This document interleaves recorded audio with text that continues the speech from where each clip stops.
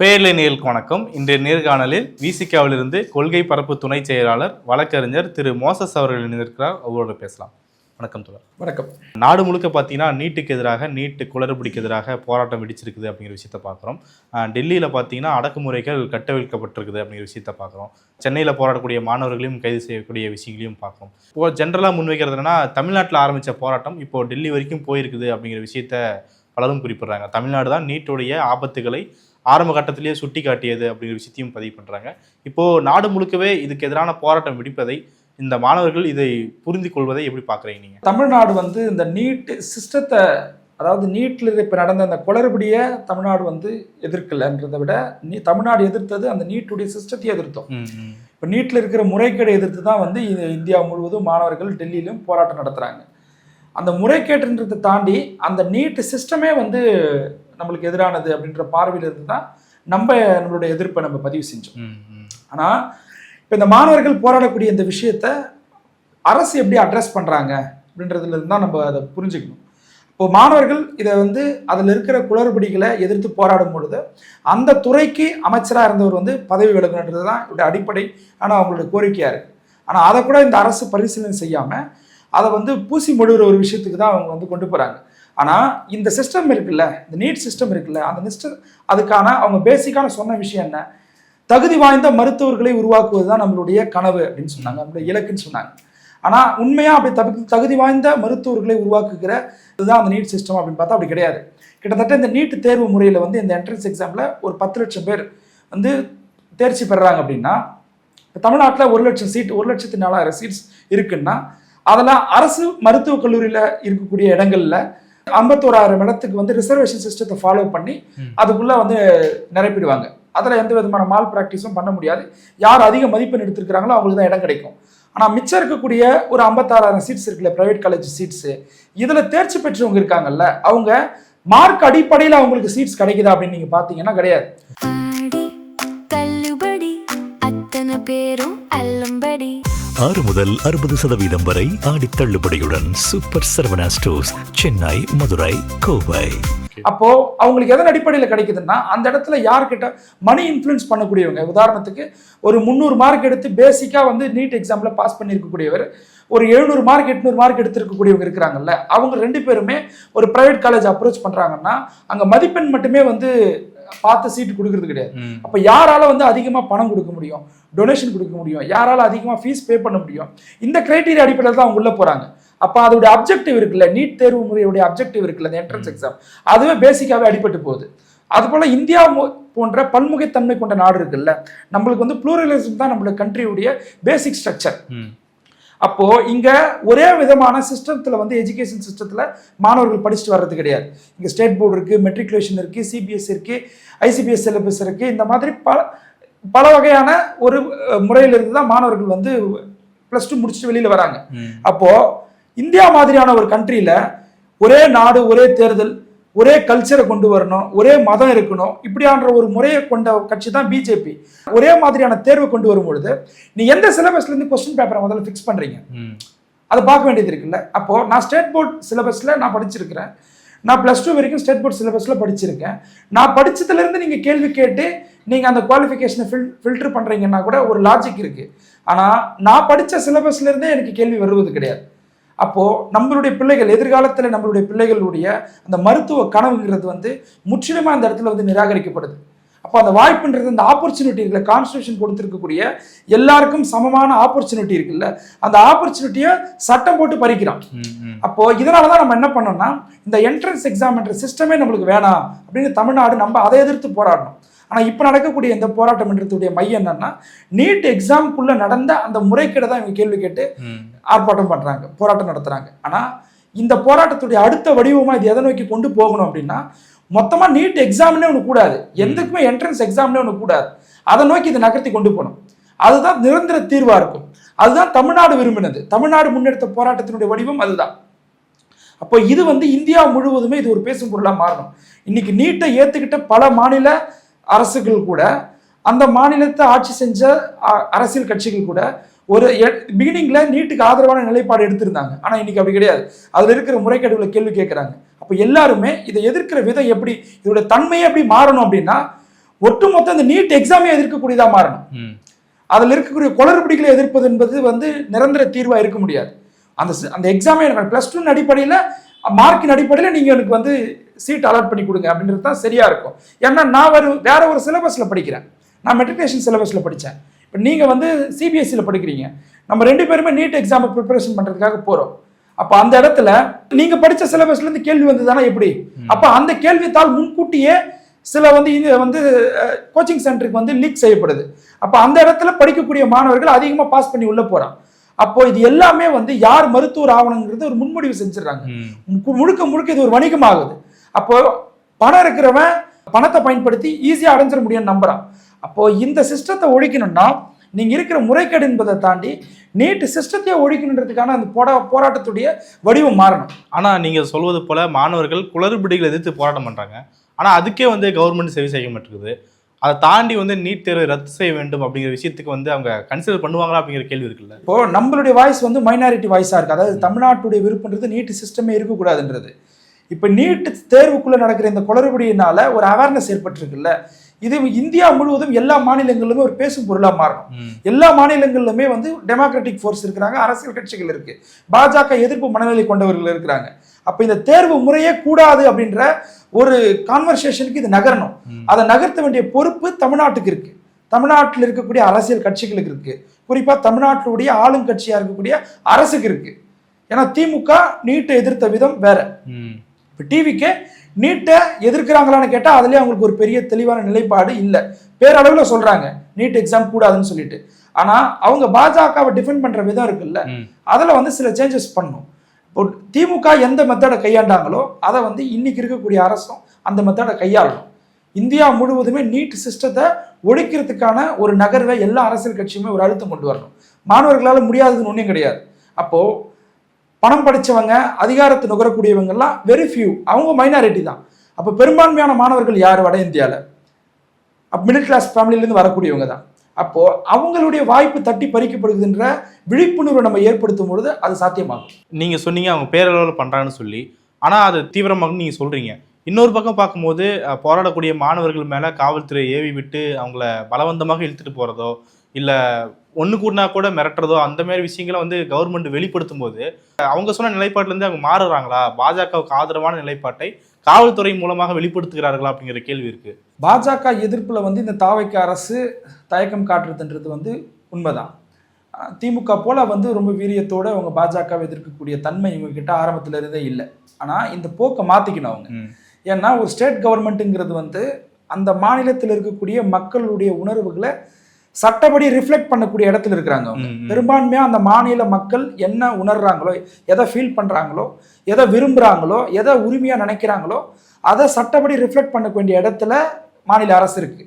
அவங்களுடைய உரிமையை பாதுகாக்க வேண்டிய இடத்துல மாநில அரசு இருக்கு. அந்த மாநில அரசுன்றது வந்து இன்னைக்கு தாவைக்கு அரசு. அந்த தாவைக்கு அரசுடைய தலைமைன்றது வந்து முதலமைச்சர் விஜய் அவர்கள். முதலமைச்சர் விஜய் அவர்கள் நடிகர் விஜயா இருந்த காலகட்டத்தில் அவர் பாஜக எதிர்ப்பை தீவிரமா முன்னெடுக்காம இருந்திருக்கலாம், பாஜகவை எதிர்த்து பேசாம கூட இருந்திருக்கலாம்.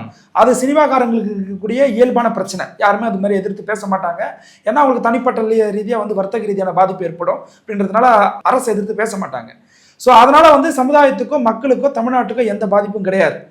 ஆனா முதலமைச்சர் விஜயா அவர் மாறின பிறகு பாஜக எதிர்ப்புல அவர் தீவிரம் காட்டல அப்படின்னா இது கிட்டத்தட்ட வந்து தமிழ்நாட்டு மக்களுடைய உணர்வை அவமதிக்கிறதா ஒரு செயலா மாறும். எப்படி அதிமுகவுக்கு எப்படி வந்து இந்த பின்னடைவு ஏற்பட்டுச்சு? அதிமுகன்றது ஒரு வலிமையான கட்சியா இருந்துச்சு. ஆனா அவங்க பின்னடைவை சந்தித்ததுக்கான முதன்மையான காரணம் என்னன்னா பாஜகவை தன்னுடைய தோல்ல சுமந்தாங்க.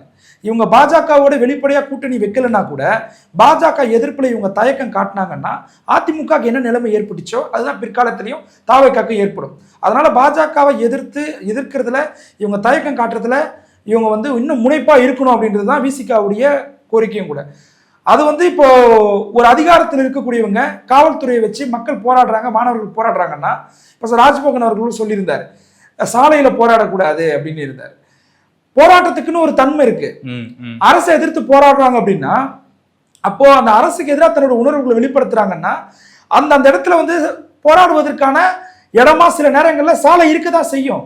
அதை இல்லைன்னா நீங்க அதுக்கான ஒரு இடத்தை ஏற்படுத்தி கொடுத்துருக்கீங்களா? அதற்கான வாய்ப்பு ஏற்படுத்தி கொடுத்துருக்கீங்களா? இந்த போராட்டம்ன்றது மாநில அரசுக்கு எதிரானது கிடையாது, பாஜகவுக்கு எதிரானது. சொல்லப்போனா உங்களுடைய கொள்கை எதிரிக்கு எதிராக நடக்கக்கூடிய ஒரு போராட்டம். இதற்கான வாய்ப்பையோ சூழலையோ அரசு ஏதாவது ஏற்படுத்தி கொடுத்துருக்கா? அதற்கு மாறா அதை வந்து தடுக்கக்கூடிய ஒரு முயற்சியில் இறங்குறாங்க. இன்னைக்கு ஜனநாயகன் படம் ரிலீஸ், கொண்டாட்டத்தில் ஈடுபடக்கூடியவங்க வந்து ரோட்ல ஈடுபடுறாங்களா இல்லையா? கண்கூட பாக்குறோம்ல. திரையரங்குக்குள்ளவேவா அந்த கொண்டாட்ட மனநிலையில் இருக்கிறாங்க. பப்ளிக் டிஸ்டர்பன்ஸ் ஆகுறது இல்லையா? அப்ப இதை கண்டிப்பாங்களா? கிடையாது. ஒருவேளை 2017 ஜல்லிக்கட்டு போராட்டம் நடந்தப்பையும் அவர் ஒரு அமைச்சரா இருந்திருந்தாலும் இதே வார்த்தை தான் சொல்லியிருப்பான். அப்போ இவங்க என்ன பண்றாங்கன்னா, அந்த அதிகார மென்டாலிட்டிக்கு போனதுக்கு அப்புறமா அரசுக்கு டிஸ்டர்பன்ஸ் இருக்கக்கூடாதுன்னு நினைக்கிறாங்க. உண்மையா உங்களை எதிர்த்து அவங்க போராடல, அவங்க ஒன்றிய அரசுக்கு எதிராக போராடுறாங்க. அதற்கான சூழலை நீங்க ஏற்படுத்தி கொடுக்கலன்னா கூட மாணவர்கள் போராட்டத்தை டிஸ்டர்ப் பண்ணாம இருக்கணும். இது வந்து தமிழ்நாட்டுக்கு இருக்கிற ஒரு மரபு இது. அப்போ இந்த போராட்டத்தை நீங்க அழுத்தினீங்கன்னா ஒன்றிய அரசுக்கு எதிராக இருக்கிற உணர்வு உங்களுக்கு எதிராக திரும்ப ஆரம்பிக்கும். சொல்ல போனா இதற்கான சூழலையும் வாய்ப்பையும் நீங்க ஏற்படுத்தி கொடுக்கணும். அரசு தீவிரமா எதிர்க்கணும். திமுக அரசு என்ன பண்ணாங்க, சட்டமன்றத்துல வந்து இதுக்கான மசோதாவை கொண்டு வந்தாங்க, அதை பாஸ் பண்ணி அனுப்புனாங்க. அந்த வேலையை இப்போ வரக்கூடிய கூட்டத்தொடரில் இந்த தாவேக அரசு செய்யணும். நீட் எதிர்ப்பு மனநிலையில் இருக்கக்கூடிய இந்தியா முழுவதும் இருக்கக்கூடிய அரசியல் கட்சிகளுக்கு கடிதம் எழுதணும். அதுதான் திமுக தலைவர் அவர்கள் செஞ்சார். அப்போ இது வந்து இந்தியான்றது யூனியன் ஆஃப் ஸ்டேட்ஸ். அப்போ மற்ற ஸ்டேட்ஸ்ல இருக்கக்கூடிய பாஜக எதிர்ப்பு மனநிலையில் இருக்கக்கூடியவங்களுக்கு இந்த கவர்மெண்ட் வந்து கடிதம் எழுதணும். அவங்க எல்லாரும் ஒருங்கிணைக்கக்கூடிய ஒரு வேலையை செய்யணும். இங்க இருக்கக்கூடிய மாணவர்களுடைய போராட்டத்தை அப்ரஸ் பண்ணக்கூடிய ஒரு செயல்பாடுகளில் இந்த அரசு ஈடுபடக்கூடாது. அப்படி ஈடுபட்டுச்சுன்னா அதிமுக ஏற்பட்ட நிலைமை தான் டிவிக்கு ஏற்படும். ஏன் இதில் வந்து தயக்கம் காட்டுறாரு? இப்போ இவர் நீங்க சொன்ன மாதிரி ஆக்டரா இருந்து அவர் வெளிப்படுத்தினா கூட பரவாயில்ல, ஒரு முதலமைச்சராக இருக்கக்கூடியவர் இந்த கருத்தை வெளிப்படுத்தி விட்டால் தான் என்ன அப்படிங்கிற கேள்வி எழுது இல்லையா? அவங்க ஏன் அமைதியா இருக்காங்கன்னு பாக்குறீங்க? பேசிக்காவே வந்து விஜய்க்குன்னு ஒரு இயல்பு இருக்கு. அது அரசியல் கட்சி ஆரம்பிச்சதுல இருந்து பாஜக எதிர்க்கலன்னா நம்ம கட்சி வந்து பாஜகவுடைய இன்னொரு ஒரு உருவம் அப்படின்ற ஒரு தோற்றத்தை நம்ம மேல ஏற்படுத்திடுவாங்க என்ற பயத்திலேயே அவர் பாஜகவை எதிர்த்தார். ரொம்ப ப்ரிசைஸா சொல்ல முடியாது பாஜக இந்த விஷயத்தை தான் அவங்க எதிர்த்தாங்கன்னு சொல்லிட்டு. அதை விட ரொம்ப முக்கியமானது, தமிழ்நாடு அரசுடைய சீஃப் செக்ரட்டரி, இப்போ இருக்கக்கூடிய சீஃப் செக்ரட்டரி எந்த காலத்தில் யாரால் அப்பாயின்மெண்ட் பண்ணப்பட்டவர்? தேர்தல் ஆணையத்தில் அப்பாயின்மெண்ட் பண்ணவர். தேர்தல் ஆணையம் என்றது வந்து பாஜகவுடைய கட்டுப்பாட்டில் இருக்கக்கூடிய ஒரு அமைப்பு தான் நம்ம குற்றச்சாட்டு வைக்கிறோம். அந்த தேர்தல் ஆணையத்தால் அப்பாயின்மெண்ட் பண்ணப்பட்ட ஒரு சீஃப் செக்ரட்டரி தான் இவர். அப்போ அவங்க தேர்தல் ஆணையன்றது வந்து செலக்டட், தமிழ்நாடு கவர்மெண்ட்ன்றது எலெக்டட். அப்போ தேர்ந்தெடுக்கப்பட்ட ஒரு அரசு வந்ததுக்கு பிறகு நீங்க அந்த பியூரோக்ராட்ஸ்ல சில மாற்றங்கள், இப்போ அவர் பீரியட் முடிஞ்சு போச்சு, கிட்டத்தட்ட அவங்களுக்கு எக்ஸ்டென்ஷன் கொடுத்து தான் அவர் வந்து பதவியில் வச்சிருக்கிறாங்க. அப்போ அவங்களுடைய ஆலோசனைங்கிறது வந்து மாநில உணர்வு ரிஃப்ளெக்ட் பண்ணக்கூடிய, மாநில உணர்வு, மாநில உரிமை, திராவிடம், இந்த சித்தாந்தத்தை உள்வாங்கின ஒரு ஐஏஎஸ் ஆஃபீஸரை வந்து சீஃப் செக்ரட்டரியா கொண்டு வரணும். இல்லைன்னா இன்ஸ்ட்ரக்ஷன்ஸ் பியூரோக்ராட்ஸுக்கு போகும்போது இப்படிதான் போகும். அப்ப தமிழ்நாடு அரசுன்றது வந்து உங்களுடைய கொள்கை தலைவர் புரட்சியாளர் அம்பேத்கர், பெரியார், நீங்க ஒரு குட்டி திராவிட இயக்கம் தான், நீங்க இன்னொரு திராவிட இயக்கம் தான் நீங்க உங்களை காட்டிக்க விரும்புறீங்கன்னா உண்மையிலே திராவிட சித்தாந்தத்தை உள்வாங்கிய ஒரு அதிகாரியை நீங்க வந்து சீஃப் செக்ரட்டரியா கொண்டு வாங்க. தேர்தல் ஆணையம் தேர்ந்தெடுத்த ஒரு அதிகாரியை வச்சுக்கிட்டு நீங்க செயல்பட்டீங்கன்னா இந்த அரசு சில நேரங்களில் ஃபெயிலியர் ஆகும். இப்போ அதில் மாற்றங்கள் ஏற்படுத்த வேண்டிய தேவை இருக்கு. ஒருவேளை சீஃப் செக்ரட்டரியோட அட்வைஸா கூட இருக்கலாம், நீங்க பாஜகவை கடுமையா எதிர்க்காதீங்க, மென்மையான போக்குல நீங்க. எடப்பாடி பழனிசாமிக்கும் இவர் தான் தனி செயலாளராக இருந்தார், கிரிஜா வைத்தியநாதன் அவர்கள் இருந்தாங்க, அவங்க இருந்தாங்க, இவரு கூட இருந்திருக்கிறார், அவருடைய ப்ரீவியஸ் ட்ராக் ரெக்கார்ட்ல வருது. அப்போ அவங்க என்ன அட்வைஸ் கொடுத்தாங்க அன்னைக்கு எடப்பாடிக்கு?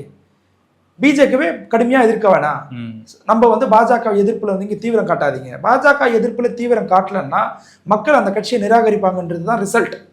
அது தாவேக அரசுக்கு ஏற்படக்கூடாதுன்ற இடத்துல இருந்து நான் இதை சொல்றேன். அப்போ அவங்களோட தலைமைச் செயலாளர் வந்து அவர் என்ன சித்தாந்தத்தை உடையவராக இருக்கிறாரு, அவர் என்ன கொள்கையை உள்வாங்கியவராக இருக்கிறாரு, யாரால் அவர் நியமிக்கப்பட்டிருக்கிறாரு, அப்போ அவருடைய அட்வைஸ் பிரகாரம் இந்த அரசு நடந்ததுன்னா இப்படிதான் இருக்கும். அது மாற்றப்பட வேண்டிய ஒரு விஷயம் தான். அதை அவங்க அரசுல வந்து கவனத்தில் கொள்ளணும்னு தெரிவிச்சுக்கிறோம். ஸ்டாலினை பத்தி பேசியிருந்தீங்க. ஸ்டாலின் அவர்கள் இன்னைக்குமே ஒரு தி இந்து இதழாக ஒரு கட்டுரை எழுதியிருக்காரு. அது வந்து பல்வேறு விஷயங்கள் குறிப்பிடுறாரு. அது வந்து ஏற்கனவே சொன்ன விஷயங்கள் தான். அதில் குறிப்பாக பேசும்போது மாநில சுயாட்சி அப்படின்னு வரும்போது இந்த மெடிக்கல் சீட்ஸ், அதாவது கவர்மெண்ட் மூலமாக ரன் பண்ணுற அரசு கல்லூரி இருக்கிற மெடிக்கல் சீட்ஸுகள் ஆல் இண்டியா கோட்டாவுக்கு மாற்றப்படுது. இதுவே வந்து ஒரு மாநில சுயாட்சிக்கு எதிரானது தான் அப்படிங்கிற விஷயத்த அவர் பதிவு பண்ணுறாரு. இந்த கிளாரிட்டி, இந்த பார்வை வந்து தாவேக அரசுக்கோ இல்லை தாவேகனுடைய நிர்வாகிக்கோ விஜய்க்கோ அமைச்சர்களுக்கோ இருக்குன்னு பார்க்குறீங்களா? அது இல்லைங்கிறது தான் வருத்தமான விஷயம். அதை அவங்க மாற்றிக்கணும். அப்படி அட்வைஸ் கொடுக்கக்கூடிய அதிகாரிகளை அவங்க பக்கத்தில் வச்சுக்கணும். பொதுவாகவே அரசியலமைப்பு சட்டம் புரட்சியாளர் அம்பேத்கர் உருவாக்கும் பொழுது அவர் என்ன கண்ணோட்டத்திலேருந்து உருவாக்குனார்னா, இது யூனியன் ஆஃப் ஸ்டேட்ஸ். ஒவ்வொரு ஸ்டேட்ஸ்க்கும் ஒவ்வொரு கல்ச்சர் இருக்குது, அவங்களுக்குன்னு ஒரு லெகசி இருக்குது. அப்போ எஜுகேஷன்ன்றது வந்து ஸ்டேட் லிஸ்ட்ல இருக்கணுன்றது தான் அவருடைய விருப்பமா இருந்தது, அப்படிதான் இருந்தது. எமர்ஜென்சி பீரியட்ல ஸ்டேட் லிஸ்ட்ல இருந்த அந்த எஜுகேஷன் அந்த என்ட்ரியை இவங்க கொண்டு போயிட்டு கன்கரண்ட் லிஸ்ட்ல கொண்டு போயிட்டு வச்சாங்க. அதோட விளைவு தான் கன்கரண்ட் லிஸ்ட்ல ஒரு என்ட்ரி இருக்குன்னா அதை யூனியன் கவர்மெண்ட் ஏதாவது அது சம்பந்தப்பட்ட ஒரு முடிவு எடுக்கிறாங்கன்னா ஸ்டேட் கவர்மெண்ட்டையும் கலந்து ஆலோசிச்சு தான் அந்த முடிவு எடுக்கணும். இது வந்து நீட்ன்றது வந்து வெறுமனே வந்து ஒரு எஜுகேஷன் சிஸ்டம், அதை நம்ம எதிர்க்கிறோன்னு கிடையாது. இது மாநில சுயாட்சிக்கு எதிரானது.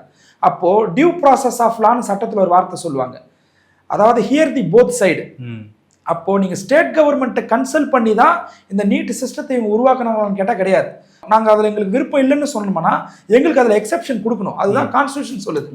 ஆனால் இவங்க என்ன பண்ணியிருக்காங்கன்னா இவங்க பெரும்பான்மையான ஒரு முடிவு எடுத்துட்டு அந்த முடிவை கொண்டு வந்து தமிழ்நாட்டு மேலே திணிக்கிறாங்க. இப்போ தமிழ்நாட்டு மேலே திணிக்கும் பொழுது தமிழ்நாட்டில் பெரும்பான்மையான மாணவர்கள் மெட்ரிகுலேஷன்லேயும் ஸ்டேட் போர்ட் சிலபஸ்லேயும் தான் அவங்க படிச்சுட்டு வராங்க. அப்படி படிச்சுட்டு வரவங்க கிட்ட நீ சிபிஎஸ்சிலிருந்து கேள்விகளை கேட்டால் அவன் எப்படி தேர்ச்சி பெறுவான்? நீங்கள் இந்த நீட்டு தேர்வு முறை வந்ததுக்கு பிறகு தமிழ்நாட்டில் பல மெட்ரிகுலேஷன் ஸ்கூல்ஸ் வந்து சிபிஎஸ்சியா மாத்திக்கிட்டாங்க, பாத்தீங்களா? அப்போ நீ எதை படிக்கணும் அப்படின்ற ஒரு சிஸ்டத்தை யூனியன் கவர்மெண்ட் கொண்டு வந்தாங்கன்னா அதை நம்ம வெளிப்படையா எதிர்ப்போம். ஆனா நீ வந்து மருத்துவர் ஆகணுமா, இன்ஜினியர் ஆகணுமா, வக்கீல் ஆகணுமா, இல்ல உயர் பதவிகளுக்கு போகணுமா, அந்த என்ட்ரன்ஸ் எக்ஸாம்னு ஒன்று கொண்டு வந்து அதுல எந்த எஜுகேஷன் சிஸ்டத்துல படிச்சா நீ உள்ள வர முடியுன்ற வாய்ப்பை நீ ஏற்படுத்திட்டேன்னா ஆட்டோமேட்டிக்கா மக்களே அதை கேட்க ஆரம்பிச்சிருவாங்க. நீங்க வந்து சிபிஎஸ்சியா ஏன் வந்து சிபிஎஸ்சியில் கொடுக்குற கோச்சிங்கை நீங்க கொடுங்க, சிபிஎஸ்சி உடைய பாடத்திட்டத்தை இங்க கொண்டு வாங்க, அதெல்லாம் எங்களுடைய மாணவர்கள் படிச்சாதான் நாங்க உள்ள போக முடியும். அப்போ மக்களே இதை வந்து மாநில அரசை கேட்க வேண்டிய ஒரு சூழல் இவங்க ஏற்படுத்துறாங்கல்ல, இது ரிவர்ஸ்ல கொண்டு வர ஒரு சிஸ்டம். ஸோ இந்த தான் வந்து இதை எதிர்க்கக்கூடிய கிளாரிட்டி திமுக கிட்ட இருக்கு, முன்னாள் முதலமைச்சர் மு.க. ஸ்டாலின் அவர்கள் கிட்ட இருக்கு, இங்க இருக்கக்கூடிய அரசியல் கட்சிகளுக்கு இருக்கு. ஆனா ஆளுங்கட்சியா இருக்கக்கூடிய தாவேக்கா இந்த கிளாரிட்டியோட செயல்படணும்னு நம்ம விரும்புறோம். இல்லைன்னா இது வந்து அந்த கட்சிக்கு ஏற்படக்கூடியதோ ஒரு டிவிகே கட்சி அப்படின்றத பார்க்கக்கூடாது. அவங்க கிட்ட ஒரு கவர்மெண்ட் கிடைச்சிருக்கு. இப்போ அவங்க ஒரு அரசியல் கட்சியா இருந்தாலும் நம்ம இதெல்லாம் பேச போறது கிடையாது. தமிழ்நாடு அரசு அவங்க கையில கிடைச்சிருக்கு. அவங்க ஏதாவது ஒரு விஷயத்துல தவறு பண்ணிட்டு போனாங்கன்னா அது அடுத்த வரக்கூடிய அரசுக்கோ இல்ல அடுத்த தலைமுறையினருக்கோ அது பெரும் பாதிப்பை அவங்க சந்திக்க நேரிடும். தமிழ்நாடு திமுக அரசு வந்து ஆட்சியில் இருந்த பொழுது கிட்டத்தட்ட 6 இடங்கள்ல வந்து மருத்துவ கல்லூரிகள் தொடங்குவதற்கு அனுமதி கேட்டாங்க. மயிலாடுதுறை, திருப்பத்தூர் 6 தொகுதி 6 மாவட்டத்தில் கேட்டிருந்தாங்க கூடுதலாக பெறுவதற்கு. கேட்டு கிட்டத்தட்ட 3 வருஷம் ஆகுது, இப்ப வரைக்கும் ஒப்புதல் கிடைக்கல. இந்த அரசு அதை முன்னெடுத்து போனோம். அடுத்துதான் அப்போ ஒப்புதல் கொடுங்க அப்படின்னு கேட்கணும். எதற்கெடுத்தாலும் நாங்க வந்து பாஜகவை எதிர்க்க வேண்டிய அவசியம் இல்லைன்னு முதலமைச்சர் பேசுறாரு. எதற்கெடுத்தாலும் எதிர்க்கிற ஒரு தன்மையோட இந்த நீட் விஷயம் கிடையாது. இங்க தமிழ்நாட்டில் இருக்கக்கூடிய மாணவர்கள் எதற்கெடுத்தாலும் எதிர்க்கக்கூடிய மனநிலையில இருந்து பாஜகவை எதிர்க்கல. அப்ப அவங்களுக்கு ஒரு புரிதல் இருக்கு. அப்ப அந்த புரிதல்ல இருந்து எதிர்க்கிற போதோ அதை ரிஃப்ளெக்ட் பண்ண வேண்டிய பொறுப்பு அரசுக்கு இருக்கு. அதுல கூடுதல் கவனம் செலுத்தணும்னு நாங்க தெரிவிச்சுக்கிறோம். கன்கரண்ட் லிஸ்ட்டை பத்தி பேசும்போது கட்சி சார்பாகவும் இந்த நீட் விஷயத்தை பத்தி அவங்க பதிவு பண்றாங்க. விஜய் அவர்களுடைய ட்விட்டர் ஐடியிலும் பார்க்க முடியுது, சில அமைச்சர்களுடைய ட்விட்டர் ஐடியிலும் பார்க்கும்போது அவங்க எல்லாருமே என்ன முன்வைக்கிறாங்கன்னா ஸ்பெஷல் கண்ட்ரோல் லிஸ்ட் தான் நாங்கள் வந்து முன்வைக்கிறோம், அதுக்குள்ளே வந்து கல்வியை சேர்த்தணும் அப்படிங்கிற விஷயத்த குறிப்பிடுறாங்க. ஏற்கனவே ஒரு கன்கரண்ட் லிஸ்ட் இருக்கு, இதில் ஸ்பெஷல் கன்கரண்ட் லிஸ்ட் அப்படிங்கிற பார்வை வந்து எப்படி பார்க்குறீங்க? ஸ்பெஷல் கன்கரண்ட் லிஸ்ட்னு ஒன்று உருவாக்கிட்டாலே அங்கே யூனியன் கவர்மெண்ட் ஸ்டேட் கவர்மெண்ட்னு 2 விதமான அரசாங்கம் வந்துடுது. யூனியன் கவர்மெண்ட்டு சட்டம் ஏற்றலாம், ஸ்டேட் கவர்மெண்ட்டும் சட்டம் ஏற்றலாம்.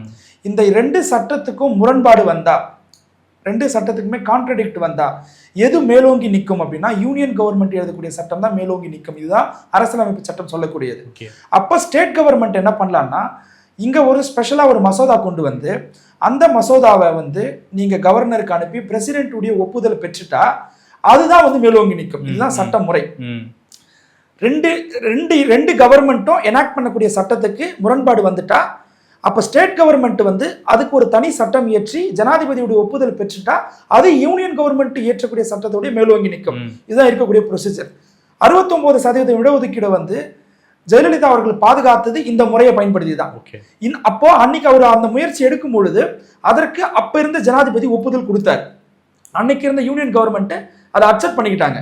உச்சநீதிமன்ற தீர்ப்பு நடைமுறைப்படுத்த வேண்டியது ஒரு யூனியன் கவர்மெண்ட் ஸ்டேட் கவர்மெண்ட்டுடைய கடமை.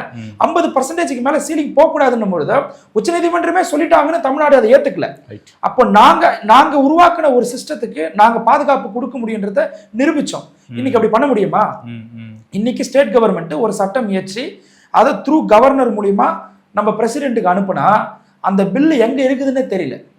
ஆர்டிஐல கேட்டா அது எங்க இருக்குதுன்னே தெரியலன்றாங்க, ரிப்ளை கொடுக்குறாங்க. அப்போ இன்னைக்கு அப்படி ஒரு தன்மை இருக்கா? அப்போ நீங்க ஸ்பெஷல் கன்கரண்ட் லிஸ்ட்னு ஒன்று உருவாக்குனா கூட மீண்டும் அது யூனியன் கவர்மெண்ட் அப்பர் ஹேண்ட் எடுக்கிறதுக்கு தான் அது வழிவகுக்கும். ஓகே. அப்போ நான் என்ன கேட்கிறேன்னா, நான் ஒரு ப்ளூரலிசம் கண்ட்ரியில் இருக்கேன், பன்முகத்தன்மை கொண்ட ஒரு நாட்டில் நான் வசிக்கிறேன். ஒரே நாடு ஒரே தேர்தல்ன்றதே என்னுடைய சிஸ்டத்துக்கு எதிரானது. இந்த ஒற்றை முறைன்றதே என்னுடைய இந்தியாவுக்கு வந்து பொருந்தாத ஒரு விஷயம். அப்ப தமிழ்நாட்டுக்குள்ள டிஃப்ரெண்ட் விதமான ஒரு சிஸ்டத்துக்குள்ள மாணவர்கள் படிச்சுட்டு வராங்க. ஸ்டேட் போர்ட்லயும் சிபிஎஸ்சிலயோ மெட்ரிகுலேஷன்லயோ இன்டர்நேஷனல் சிலபஸ்லயோ படிச்சுட்டு வராங்க.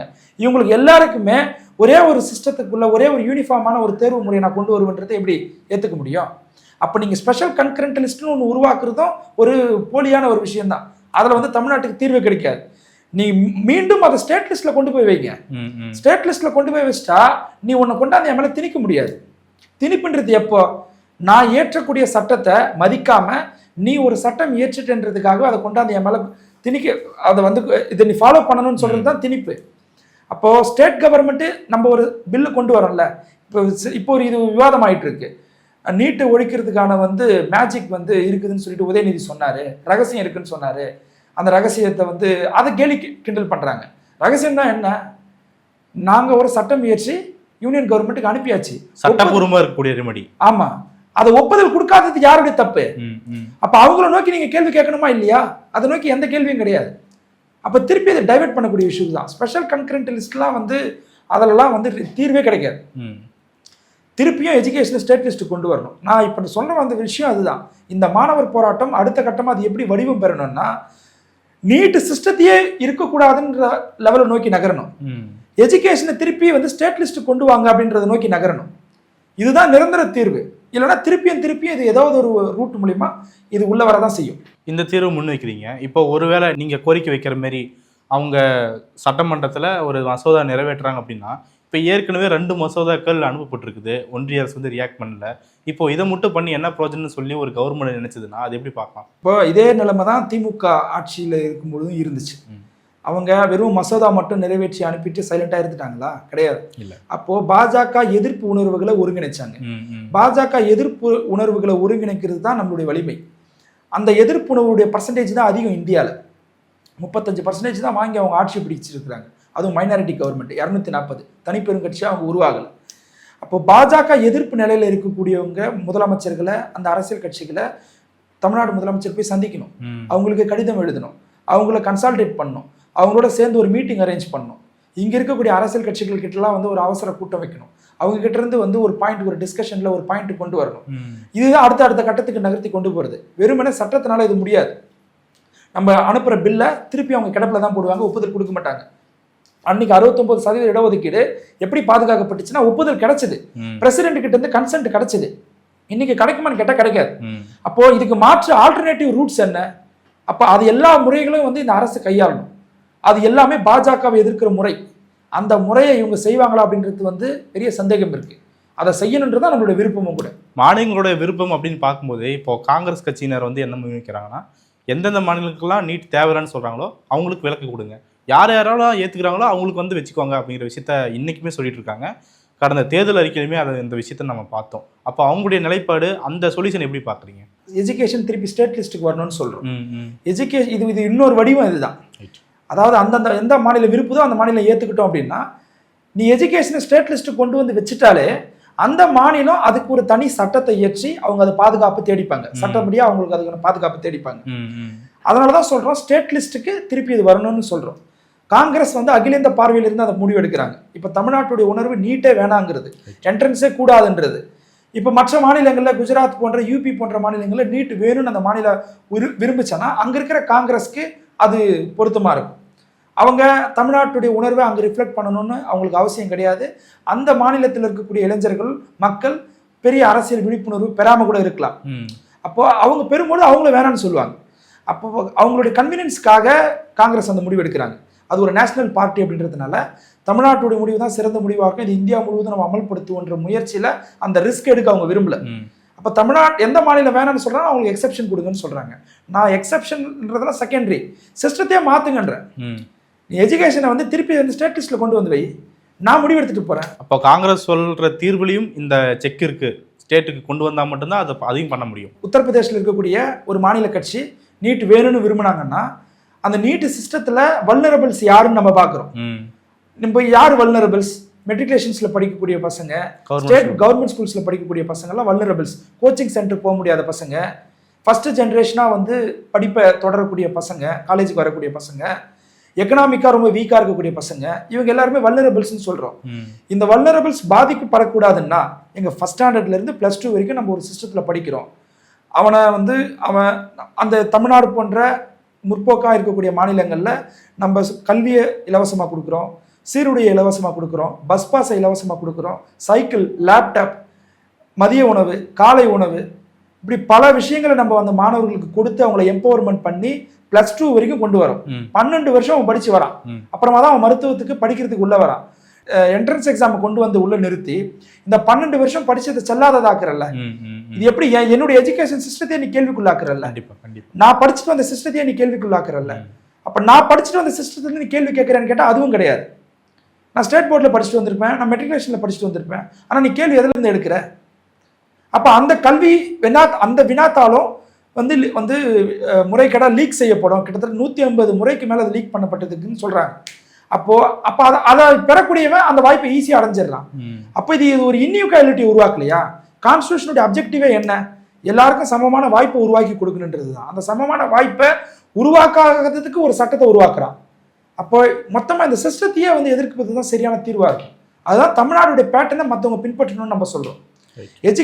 இந்தியா முழுவதும் ஒரு எஜுகேஷன் சிஸ்டத்தில் ஒரு ரிஃபர்மேஷனை கொண்டு வர போறீங்க அப்படின்னா நீங்க எதை வந்து பேட்டர்னை எடுத்துப்பீங்க, எதை எக்ஸாம்பிள் எடுத்துப்பீங்க? கிராஸ் என்ரோல்மெண்ட் ரேஷியோல 50% மேல நம்ம தமிழ்நாடு அட்டன் பண்ணியிருக்கிறோம். மற்ற மாநிலங்கள் 25% உள்ள இருக்கிறான். இன்னைக்கு அதிக PhD படிச்ச மாநிலம், பெண்கள் அதிகமாக PhD பண்ண மாநிலம் எதுனா தமிழ்நாடு. தமிழ்நாட்டில இருந்து தான் ஓவர்சீஸ் எஜுகேஷன், வெளிநாட்டில் போய் படிக்கக்கூடிய மாணவர்கள் தமிழ்நாட்டிலிருந்து போனவங்க தான் அதிகம். வெளிநாட்டில் வேலை செய்யக்கூடியவங்க தமிழ்நாட்டிலிருந்து போனவங்க தான் அதிகம். பெண்கள் அதிகம் படித்த மாநிலம் எதுனா தமிழ்நாடு. உயர்கல்வி அதிகமாக படித்த மாநிலம் எதுனா தமிழ்நாடு. அதிக சயின்டிஸ்டுகளை இந்தியாவுக்கு கொடுத்த மாநிலம் எதுனா தமிழ்நாடு. அப்போ பெரிய பெரிய கார்பரேட் நிறுவனங்கள்ல ரொம்ப ஹைரார்கி போஸ்டிங்ல இருக்கக்கூடியவங்க யாருன்னா தமிழ்நாட்டை சேர்ந்த இளைஞர்கள் நம்ம தான் இருக்கிறோம். அப்ப இந்த எஜுகேஷன் சிஸ்டத்தை தானே நீ பேட்டர்ன் எடுத்து இந்தியா முழுவதும் நடைமுறைப்படுத்தணும். இந்தியா யூனியன் ஆஃப் ஸ்டேட்ஸ்க்கு ஏதோ ஒரு ஸ்டேட்ல இருந்து நீ ஒரு எஜுகேஷன் சிஸ்டத்தை பேட்டர்ன் எடுக்க போறேன்னா அது தமிழ்நாட்டுடைய பேட்டர்னை தான் எடுத்து நீ நடைமுறைப்படுத்தணும். அப்போ அதுல இருந்து தான், அந்த புரிதல் இருந்து தான் நம்ம இந்த என்ட்ரன்ஸ் எக்ஸாமே கூடாதுன்னு சொல்றோம். இந்த புரிதல் வட இந்தியாவில் உருவாகணும்னா இந்த போராட்டத்தை அது ஒரு வாய்ப்பா பயன்படுத்திக்கணும் அரசியல் கட்சிகள், அந்த விழிப்புணர்வு ஏற்படுத்தணும். தமிழ்நாட்டுடைய எஜுகேஷன் சிஸ்டத்தை பற்றி குறிப்பிடுறீங்க. இன்னொரு பக்கம் பார்க்கும்போது நான் ஆரம்பத்திலே சொன்ன மாதிரி தமிழ்நாடு தான் இந்த நீட் எதிர்ப்பு போராட்டத்தில் முன்னாடி நின்னது அப்படிங்கிற விஷயத்த பார்க்குறோம். இன்றைக்கி பார்த்தீங்கன்னா விஜய் அவர்கள் பேசலாம் அப்படிங்கிற விஷயத்த குறிப்பிட்டு பேசுகிறோம். இன்னொரு பக்கம் பார்க்கும்போது அவர்கள் கீழே இருக்கிற நிர்வாகிகள், அமைச்சர்கள், அவங்களுக்கும் இந்த பார்வை இருக்குதா அப்படிங்கிற கேள்வி இருக்குல்ல. அவங்க பார்த்தீங்கன்னா ஒரு அமைச்சர்கிட்ட கேட்குறாங்க, இங்கேயே பல பிரச்சனைகள் இருக்குது, அங்கெல்லாம் நாம் பேச முடியாது அப்படிங்கிற விஷயத்த அவர் வெளிப்படுத்திட்டு போகிறாரு. அப்போது தமிழ்நாட்டுடைய ஒரு போராட்ட உணர்வு, ஒரு பார்வை, அதை வந்து இந்தியா முழுக்க பரவ செய்தல் அப்படிங்கிற விஷயத்தில் நம்ம எங்கேயோ கோட்டை விடுறோமா அப்படின்னு பார்க்கணும். ஒரு அரசியல்படுத்தப்பட்ட ஒரு சமூகம், அரசியல்படுத்தப்பட்ட ஒரு அரசியல் கட்சி, அந்த கட்சியில் நீண்ட நாளாக மக்களை ஒருங்கிணைச்சு போராடின தலைவர்கள், அதிலிருந்து ஒரு ஆள் தேர்ந்தெடுக்கப்பட்டு மக்கள் பிரதிநிதியாக மாறுறாரு. அவர் அந்த உணர்வை வெளிப்படுத்துவார். இப்போ இந்த ப்ராசஸ் வந்து எதுவுமே டிவிக்கில் நடக்கலை. அப்போ அதில் இன்னைக்கு அமைச்சராக இருக்கக்கூடியவங்க எல்லாருமே ரசிகர் மன்றத்தில் இருந்து வந்தவங்களாக தான் இருக்கிறாங்க. அது தப்பு இல்லை. ஆனால் அவங்க என்னவா இருக்கிறாங்கன்ற, இப்போ என்னவா இருக்கிறாங்கன்றது தான் நம்மளுக்கு பிரச்சனையாக இருக்குது. அப்போது இங்கே இருக்கக்கூடிய பிரச்சனை, போக்குவரத்து துறை அமைச்சர் நினைக்கிறேன், நான் இங்கே இருக்கக்கூடிய பிரச்சனையை பாருங்கள், நம்ம அதை பற்றி பேச வேணான்னு கடந்து போகிறதுன்றது வந்து தமிழ்நாட்டுடைய உணர்வுக்கு எதிரானது. அதை வந்து கான்சியஸாக இதை கையாள வேண்டிய பொறுப்பு யாருக்கு இருக்குன்னா சிஎம்க்கு இருக்கு. அவர் தான் அதை லீட் பண்ணணும். சிஎம் அதனால தான் அவர் சீஃப் மினிஸ்டர், மற்ற மினிஸ்டருக்குலாம் அவர் சீஃப். அந்த சீஃப் மினிஸ்டராக இருக்கக்கூடியவர் பாஜக எதிர்ப்பில் எந்த விதமான தயக்கமும் காட்டாமல், பாஜக எதிர்ப்புன்றது வந்து ஒரு சித்தாந்த ரீதியான எதிர்ப்பு, அது ஒரு கட்சி வெறுப்பு கிடையாது. அப்போ அதை அவர் ரிஃப்ளெக்ட் பண்ணணும்.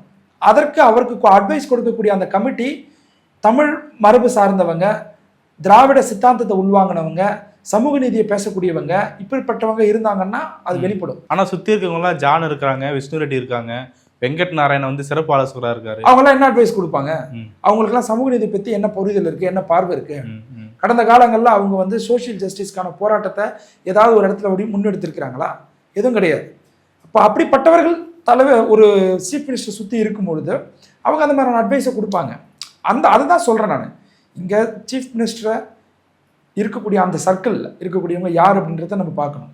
அதில் பெரிய மாற்றம் ஏற்படணும். அதை தாவக்கவே ஒரு சுய பரிசோதனை செய்யணும்னு சொல்கிறோம். இல்லைன்னா இப்படி தான் இருக்கும், அவுட்புட் இப்படி தான் கிடைக்கும். இதனால் பாதிக்கப்பட போகிறது யார்? டிவிகே கட்சியா? தமிழ்நாடு கவர்மெண்ட்டு. தமிழ்நாடு கவர்மெண்ட்ன்றது யார்? மக்கள், நம்ம தான். 4 வருஷம் அதிமுக ஆட்சி காலகட்டத்தில், எடப்பாடி காலகட்டத்தில் எவ்வளோ விஷயங்களை லீகலாக அவங்க கொண்டு வந்தாங்கன்னு நம்ம பார்க்குறோம்.